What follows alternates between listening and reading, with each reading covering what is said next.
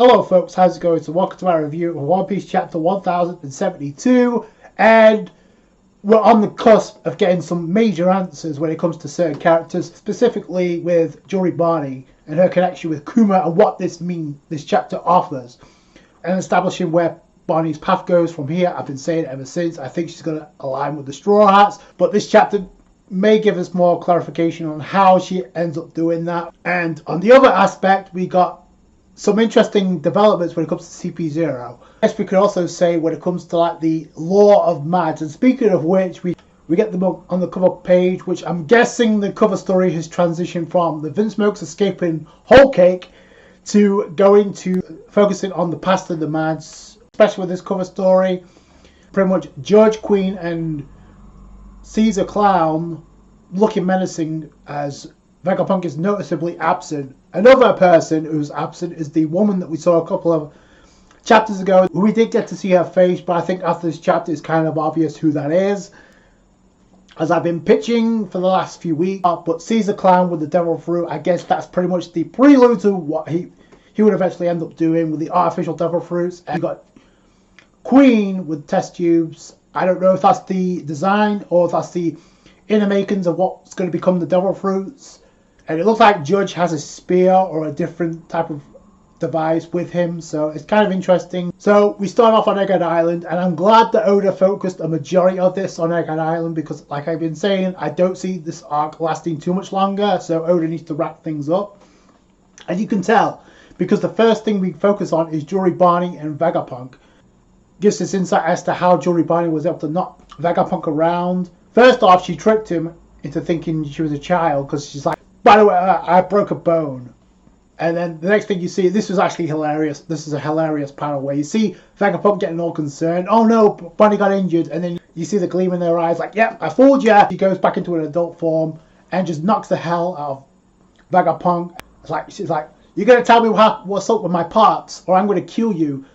Detracts Vegapunk's age, so he's like a child again. Barney is getting all pissed off. She's like, you have a reason for killing my father.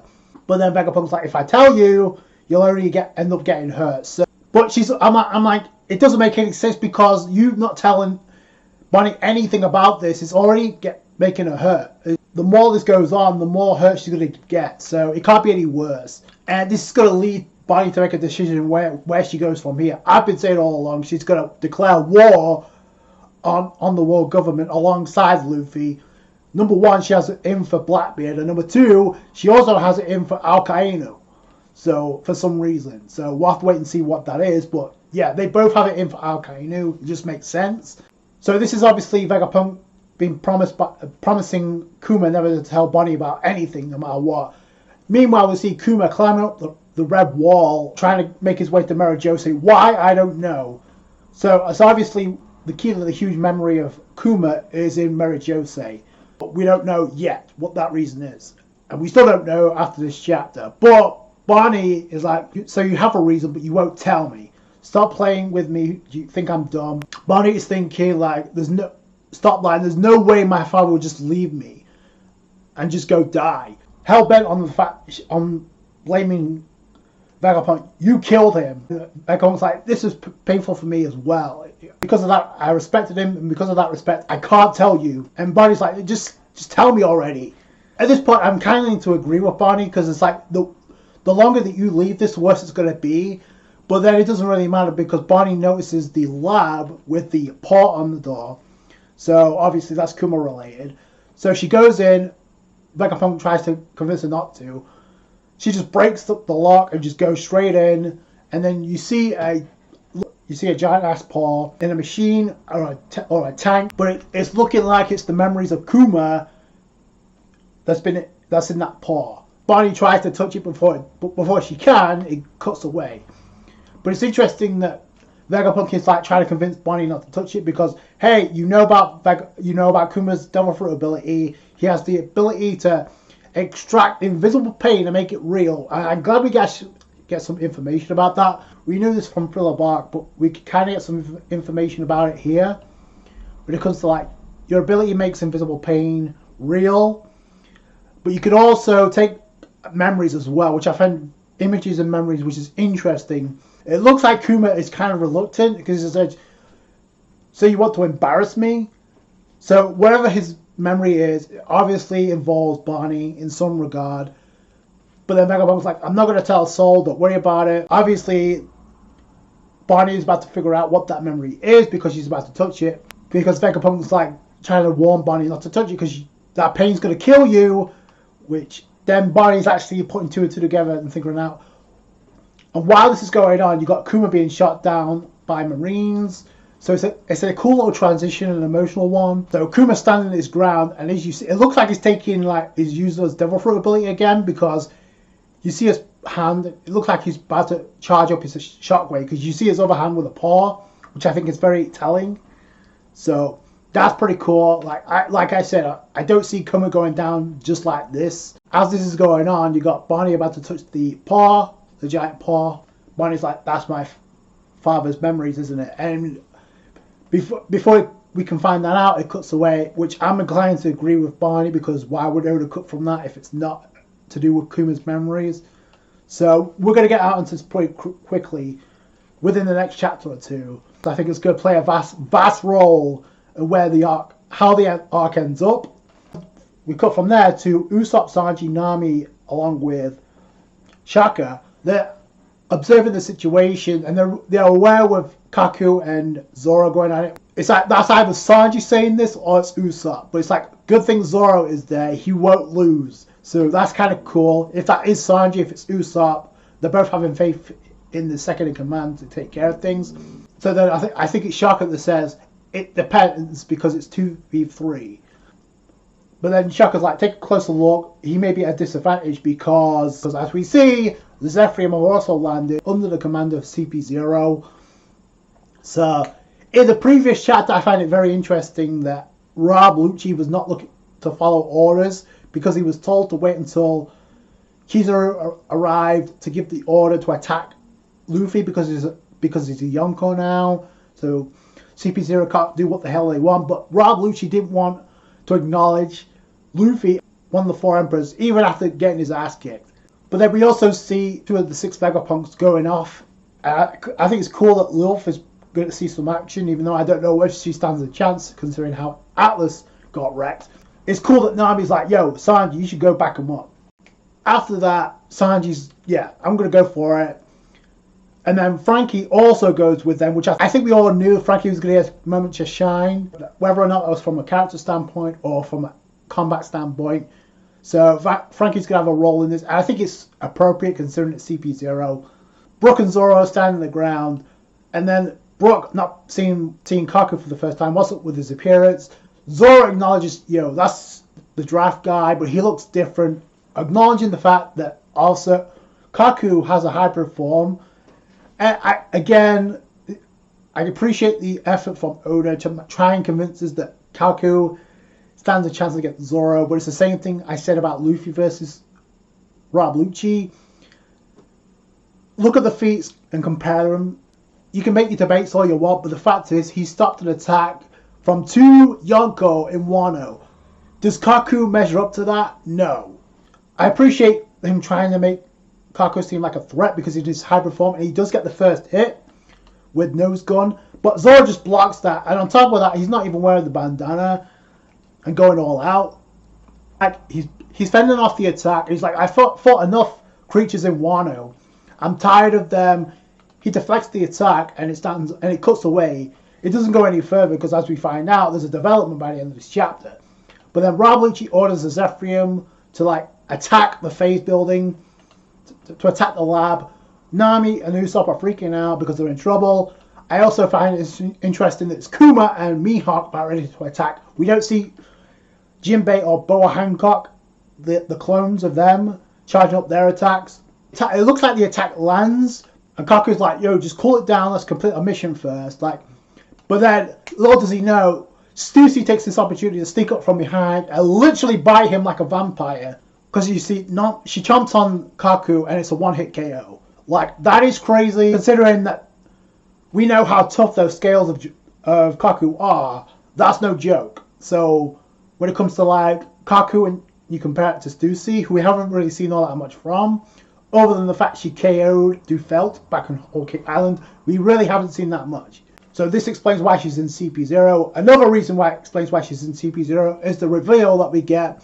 Rob Lucci has this look in his eye like, what the hell are you doing, Stussy? And all of a sudden we see Stussy with two wings now.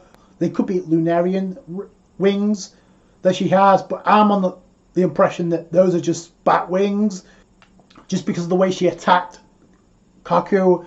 And it's like, and Lucci's like, what the hell are you doing? Stussy's like, what am I doing? I just put him to sleep. Please, Lucci, won't you go to sleep too? And that's how the chapter ends. But the caption reads, Rock's Pirates crewmate, Mad's successful cloning experiment, Stussy. That's pretty much how the chapter ends, with that bombshell of revealing Stussy's identity, but this version is only a clone. The fact that it says Rock's Pirates crewmate and it's only a clone is huge, because we didn't know that. The Mad successful cloning #1 experiment #1, so I'm assuming #1 experiment. That's a hell of a panel, I have to say, of Stussy looking menacing. I don't know what Rob Lucci's going to do, if he's going to take KO her or just kill her straight up.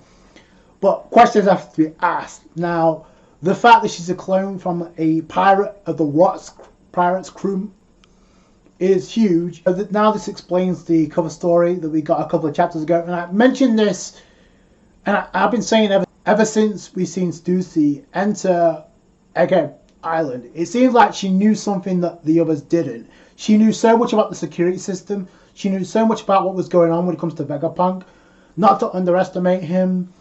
And I guess it makes sense considering it's a clone created by the Mad Spook. This explains the cover story they got a couple of chapters ago, where we saw a woman. We didn't get to see her face. We got to see it from the back. That resembled somewhat Stussy. So now we know what that is, and we know the connection. The question is, why was she infiltrating CP0 in the first place? Who ordered her to infiltrate CP0 and the world government in the first place? Was it Vegapunk? Was it another former member of the Mads? Or was it somebody else?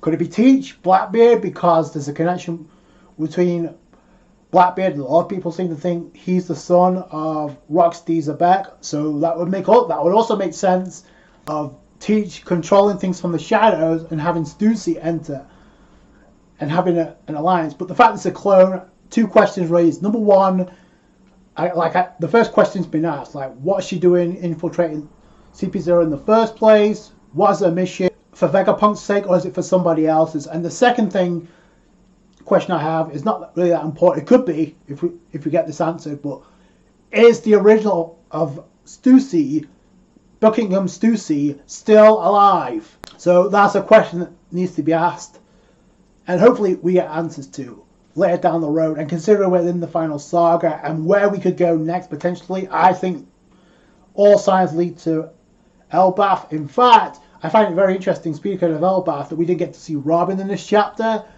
The only Straw Hats we got to see are Sanji, Nami, Usopp, Frankie, Zoro, and Brook. None of the other Straw Hats was featured in this chapter, which I find, especially Luffy, which I find very interesting considering he was trying to prevent Bonnie from killing Vegapunk. I expected to see him interact with Bonnie pretty soon. Which leads me to my next question. I think Luffy also has to be there because obviously the alliance has to take form. There's been a certain back and forth between Luffy and Bonnie ever since they met again. So it's been a different chemistry than what we saw with Law. We could get Luffy appear when Bonnie gets some major answers. Like, I think, to me, these are the two best parts of the entire chapter, because this is going to steer the story going forward. When it comes to Bonnie and the path she takes, like I said, I think it's to ally with Luffy and the Straw Hats against the world government, and whatever she finds out about Kuma is going to lead her to that decision. Plus, she also has a boatload of information that she's willing to share, but she got cut short because of the situation going on in Egghead Island. But she hasn't some information which she teased early on that she was going to spill the beans about what happened at the Reverie when it comes involving Vivi and possibly Sabo. Stussy, the big question mark has finally been answered, although I expected Stussy to have some type of role, considering like there's been something different about her ever since that cover story. Although you can trace it back to the way she knew so much about Egghead Island, I thought that was very interesting, and now we got that revealed. The question we have to get answered now is why has she infiltrated CP0? And what's Bluchi going to do now? Because if she commands Zephyr, he's screwed. I mean, Stussy was there to resolve the situation with Kaku instantly. That's a one-hit KO. I don't think she could defeat, although that'd be crazy if she could defeat Rob Lucci. I find it very interesting that Robin wasn't there alongside the other Straw Hats, so maybe she can get involved. I thought it was a really decent chapter. We got two major incidents that get revealed that's going to steer the story going forward, so I can't wait to see where that goes. Let me know what you guys think down below. That's going to do it for you guys. Thanks so much for watching. Like the review if you did a thumbs up. I appreciate that. Subscribe to more One Piece. Catch you guys later. Thanks, guys. Bye.